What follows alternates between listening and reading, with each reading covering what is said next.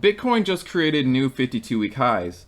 Cleanspark's breaking out, the miners are going insane today. Bitcoin's been running and is just not letting up. We're also going to talk about some Cleanspark news that released today. So let's get started, guys. If you like these videos, consider hitting the like, subscribe, ring the notification bell. And first, let's take a look at Bitcoin. And Bitcoin made it to over $57,000. The market had a reaction to the breakout of 53,000 as seen here. And the market also reacted to a breakout of this ascending resistance. I do think our next crucial, important level to break out of is $60,000. And I'm sure a lot of you are looking at Bitcoin right now saying, well, this is very overbought. It's definitely due to cool down.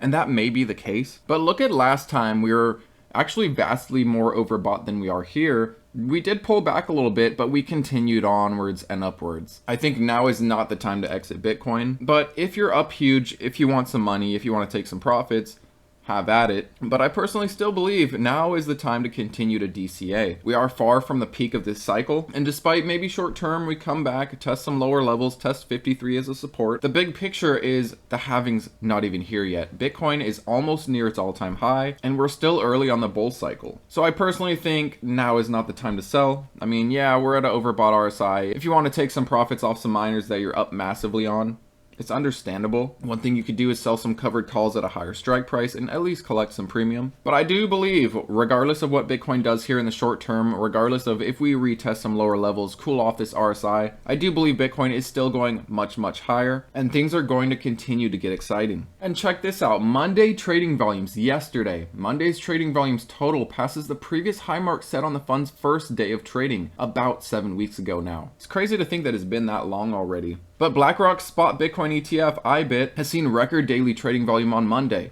Another signal that interest in these funds has not yet died down. Now I'll leave that article down below for you as well as this one, but along with seeing record volume, we also have Gbtc selling slowing down. Now this is going over Friday, and I'll try to post what happened on Monday on my Discord, but on Friday, US Bitcoin Spot ETF saw $232 million of net inflows, including 44 million of outflows from Gbtc, whereas Thursday was a 55.7 million outflows. These are both the lowest daily outflows from Grayscale in the past 45 days. But the buying pressure on these spot Bitcoin ETFs continues. The selling pressure from Gbtc slows down.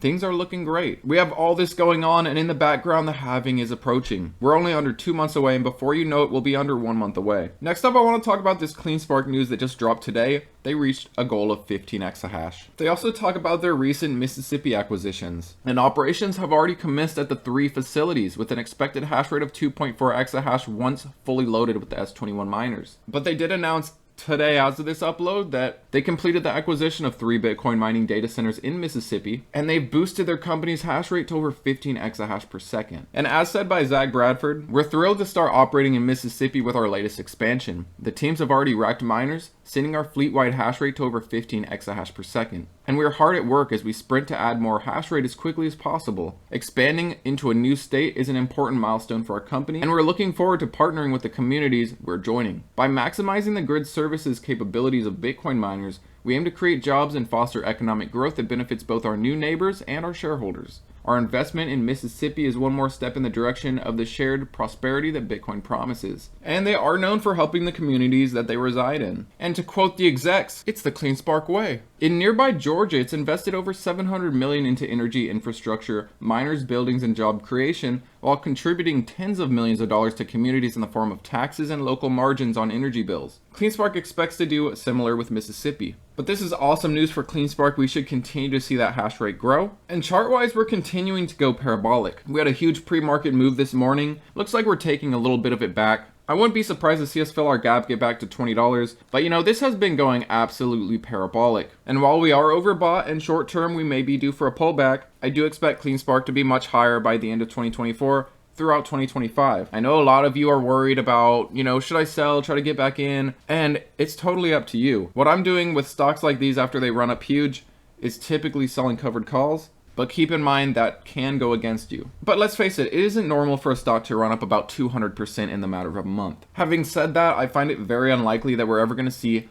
under the 10s again. But you know, keep in mind that only less than 2 months ago, this was like trading in the $5, $6, $7 area. There are a lot of people deep in profit now. There are going to be some profit taking along the way. But any of these times when Cleanspark starts pulling back, these are buying opportunities. In my eyes, they're not times to get feared out of your position, they're times to potentially buy more. And while I'm very bullish on Cleanspark, it is my largest miner. Lately, I've been focusing on adding other miners that aren't at or near their 52-week highs. For example, Iris Energy is still down from its peak. It's not creating new 52-week highs. It's still down about 27% from its 52-week high. Although yes, from early February till now, Iris Energy is about 80 to 90% up. But you know, compared to Cleanspark, we're not where we are there on the RSI here, if that makes sense.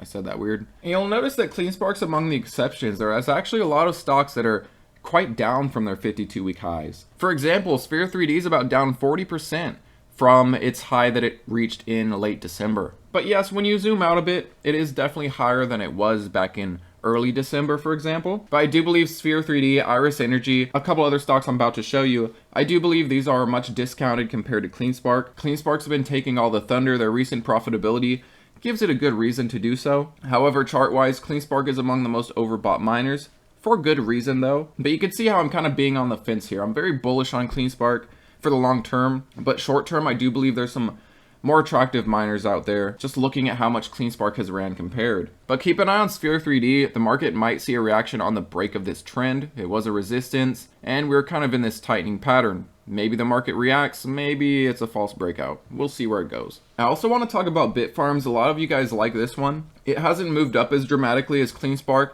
throughout this month, but it's still doing quite well, up 90% from the end of January. I'll be watching this for the breakout of this ascending resistance line, and we do have some room to run. We're not yet overbought. We have seen Bitfarms much more overbought in the past. I do believe if we break this, the market can react to it and maybe bring it to the mid fives or so, but keep an eye on this pattern. Also, something else exciting for Bitfarms is they're expecting a record quarter, and we have not seen this yet for this company. Their last quarter, they reported a $46 million quarter, but they had better quarters revenue-wise back in the last cycle, at the end of the last cycle, the beginning of crypto winter actually. The quarter they reported back in August, going over the period ending in June, so that summer, they reported a $53 million quarter. So it'd be very exciting to see this company back to record-breaking quarters for revenue, and that could add to some hype. Keep in mind their earnings is coming out mid to late March. Now, I also want to talk about another miner. This one's been performing pretty badly, to be honest. It's essentially flat from the beginning of February, and it's down almost 45% from its recent peak. Gbtc is expecting a record quarter for revenue in their upcoming earnings, which is good. But I'm really trying to add to this lately. I'm taking advantage of the fact the market isn't really paying attention to it.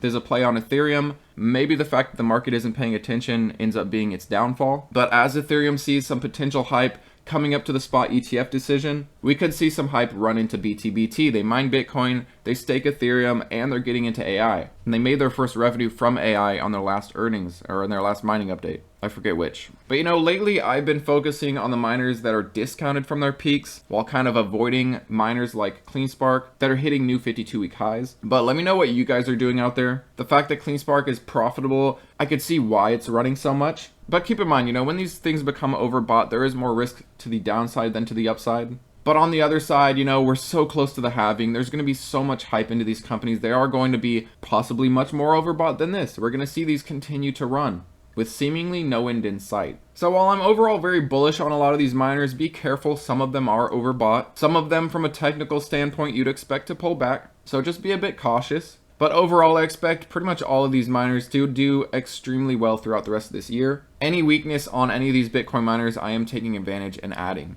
But let me know what you guys think about this recent Spot Bitcoin ETF news. Bitcoin hitting new 52-week highs, Cleanspark hitting new 52-week highs. What miners are you picking up, and how do you feel about Cleanspark reaching their 15 exahash? Thanks as always for watching, guys, and I'll see you later.